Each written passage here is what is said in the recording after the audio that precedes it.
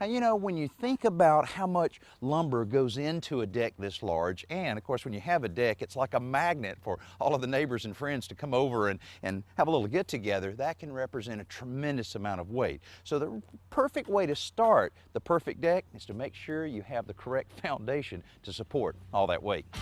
The first step in that direction is laying out the deck location properly so that it meets the house in the right place and it lines up with the interior floor level. It also has to be square to the building and level all the way across its length. Now, with an accurate outline on the ground, the guys can start figuring out exactly how much lumber they'll need to order and begin locating the footings for the columns that will support the deck. These holes are spaced at 8-foot intervals throughout the deck area, and each will be a 2-foot square that goes 2 feet deep. Several pieces of steel rebar are wired together to form a grid that sits several inches above the bottom of the hole before a grade pin is set in to mark the exact depth at which the concrete will be poured.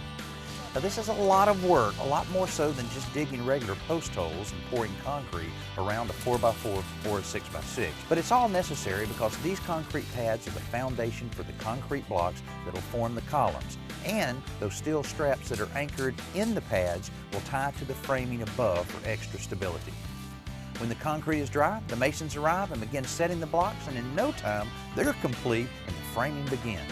Pressure-treated 2x6 blocks cap the columns, and the 6x6 treated posts run from the house out to the end of the deck. On top of this, the 2x10 floor joists are assembled running perpendicular to the 6x6 post. All of these layers of support will help spread out the load of this heavy deck, and because they're all linked together from the foundation up, we've got a nice rigid platform to start installing the deck.